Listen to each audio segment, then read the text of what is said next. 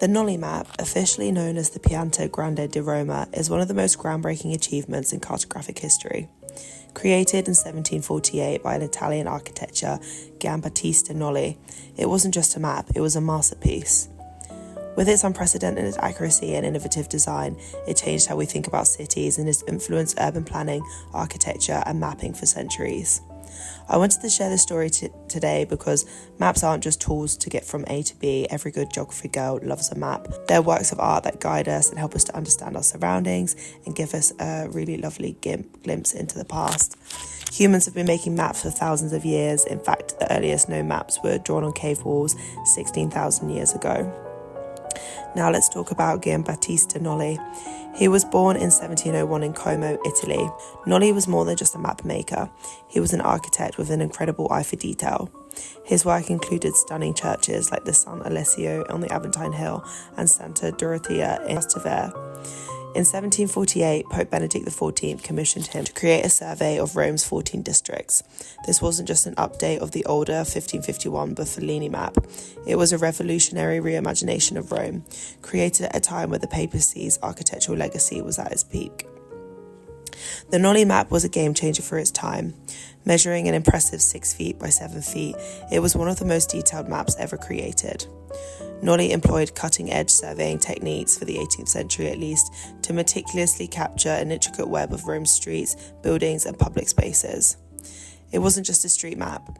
It catalogued 1,320 numbered locations, cross-referenced in detailed indices. Nolli mapped everything: churches, palaces, walls, bridges, villas, vineyards, gardens, each rendered with its own unique textures. Over 500 place names were included, showcasing the city's districts and surrounding landscapes. The symbols, they went beyond the streets and landmarks, indicated everything from drains and watermills to ferry boats and soldiers' billets. For an 18th century cartography, Nolli's precision was unmatched. He set a gold standard for city mapping, inspiring future generations to approach urban surveying as a scientific discipline. One of Nolli's greatest contributions was his figure ground technique, which used black and white to differentiate public and private spaces. Private buildings were shaded black, whilst public spaces like streets, piazzas, and even church interiors were left white. What made this approach so brilliant? It wasn't just visually striking, it also made the map incredibly functional. At a glance, you could identify open, accessible areas and understand how cities' public spaces were organised. But Nolli didn't just stop there. He didn't map Rome from above. He walked through its streets, alleyways and gardens, carefully measuring distances and angles. This ground-level approach created an astonishingly accurate snapshot of 18th century Rome. Here's where Nolli truly went above and beyond. He included floor plans for major public buildings, particularly churches. Most maps of the time only showed building exteriors, but Nolli ventured inside.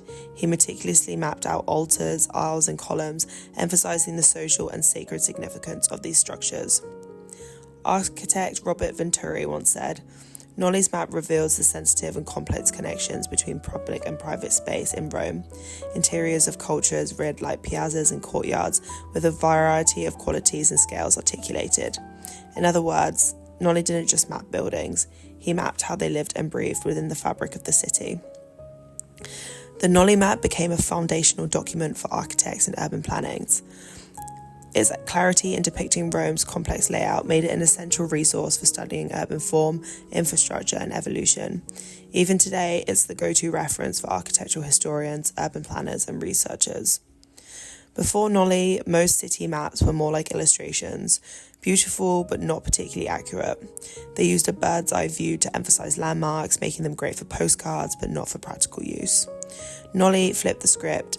He combined scientific precision with artistic beauty, capturing natural elements like the Tiber River hills and gardens with care and elegance. And the result was a map that wasn't just functional, but also a work of art. The map also captured 104 ancient monuments and place names, making it a treasure trove for archaeologists. Verified foundations of ancient monuments were shown in black, while unverified structures were outlined, a subtle but important distinction. Fast forward to the 19th century and Nolli's influence was still alive. Rodolfo Lanciani, one of Rome's most prominent archaeologists, created his own master map using the Nolli Map as a reference. Lanciani documented Rome's transformation during the turbulent period from its rise as the capital of a unified Italy in the 1870s to Mussolini's drastic alterations in the 1920s. The Nolli Map didn't just influence its time, it set the stage for the future of cartography, and its techniques inspired urban maps across Europe and laid the groundwork for modern Geographic Information Systems, or GIS. Today, both Nolli and Lanciani's maps have been digitally remastered and layered with satellite imagery. Projects like Open Rome make it possible to visualize every building, street, and monument in incredible detail. Imagine zooming in to see how Rome looked during Augusta's reign and exploring the vast network of fountains and wells. So what makes the Nolli Map so special? Its precision, its innovative design, and its focus on public and private spaces, as well as its artistic quality. It has shaped how we map cities and has influenced architecture, urban planning, and the study of city structures for over 2 centuries. And let's be honest, the images are just breathtaking. If you enjoyed this episode, please give us a like and subscribe. I post new content every Tuesday, and thank you for watching. I'll see you next time. Goodbye.